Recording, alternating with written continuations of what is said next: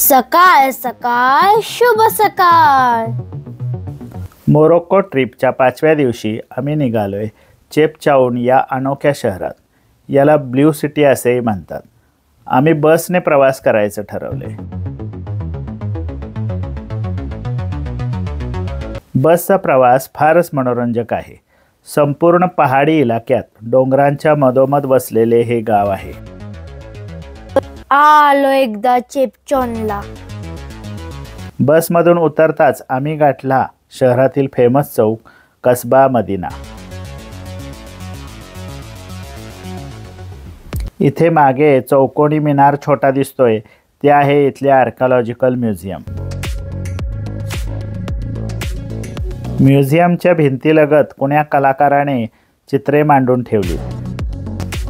खूप विस्तीर्ण चौक आहे आणि याच्या कडेने सर्व हॉटेल्स रेस्टॉरंट्स आहेत। युरोपियन पद्धतीनं हॉटेलच्या बाहेरच खुर्च्या मांडून ठेवलेल्या आहेत आणि लोक त्याच्यावर बसूनच खाण्यापिण्याचा आनंद घेत आहेत। पप्पा मला भूक लागलीये। हो बाळा, आपण सकाळी नाश्ता पण केलेला नाही। आता नाश्ता आणि जेवण आपण एकत्रच उरकूया। ए सिंड्रेला, ए श्यामल, कशी बघतेय बघा माझ्याकडे। खास मोरोक्कोन डिशेस ट्राय करायला इथे आलोय।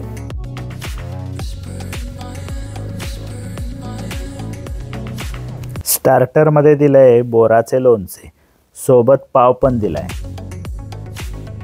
तर हे आहे पांढऱ्या घेवड्याचे सूप, मसाला मार्के। मोरोक्कोची स्पेशल डिश खुसखुस आणि पश्तिला असं 2 ऑर्डर केली। हा पश्तिला तापलेल्या काळ्या फरशीवरच डायरेक्ट सेव्ह केलाय। वर तो फरशी भाजल म्हणून सांगून गेलाय।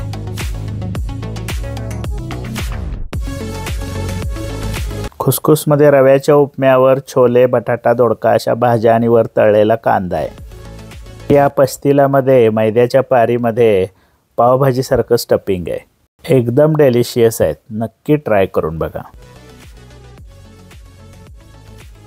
आमच्या हॉटेलच्या समोरच्या चौकात देखील पेंटिंग्स विकायला ठेवलीत।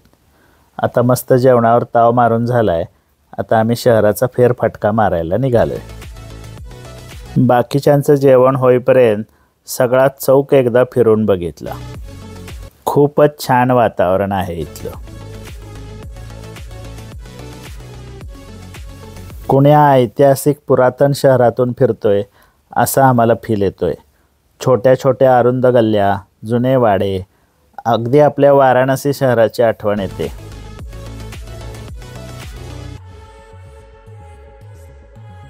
डोंगराळ भाग असल्याने पूर्ण शहरात पायऱ्याच आहेत, त्यामुळे पायी फिरण्यास योग्य, कारण साधी 2 व्हीलर चालणं सुद्धा मुश्किल आहे।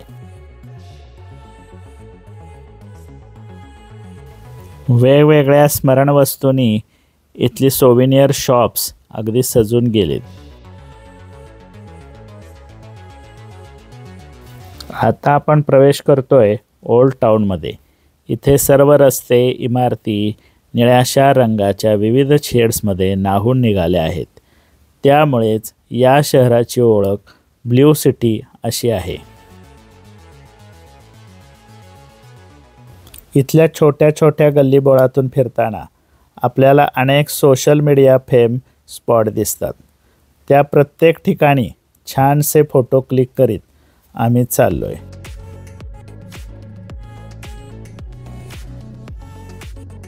एका विलक्षण अनोख्या निळ्या नवलाईच्या जगातून आपण फिरतोय असा इथे फील येतोय।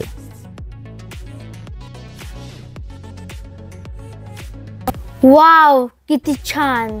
वेलींच्या महिरपींमधून या निळ्या वाड्याचे चित्र किती सुंदर दिसतंय बघा। आम्ही अशाच निळ्या फॅन्टसीमधून चालण्याची मजा घेतोय।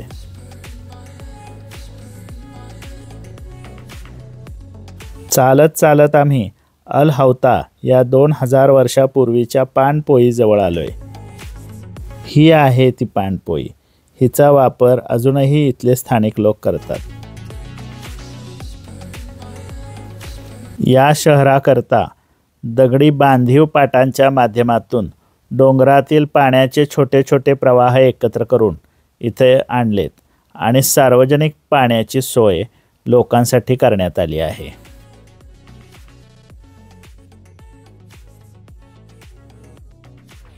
इंस्टाग्रामवर सर्वात गाजलेल्या आणि फेमस असलेल्या फोटोजेनिक स्पॉटला आता आम्ही आलोय. दगडी कमाने आणि सुंदर भित्तिचित्रे यांनी हा एरिया मस्त सजलाय. भरपूर फोटो क्लिक करून झाले. आता आपण इथल्या शेवटच्या स्पॉटला जाऊया.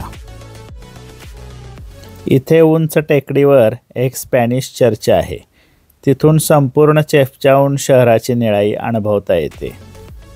किती सुंदर दिसतंय बघा. वरती यायचे कष्ट सार्थकी लागले.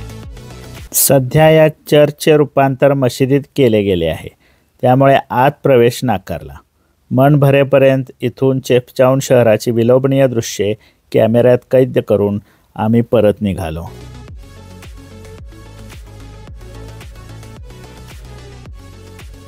आणि सुमारे 4 तासाचा प्रवास करून तांजेर शहरात पोचलो.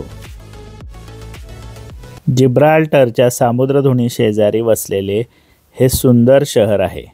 आता आम्ही तांजेर शहराच्या मेन चौकात आलोय.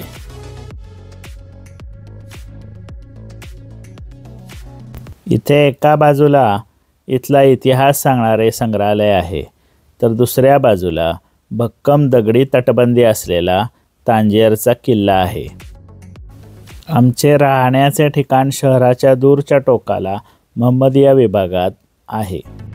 आमचा 10व्या मजल्यावर फ्लॅट आहे.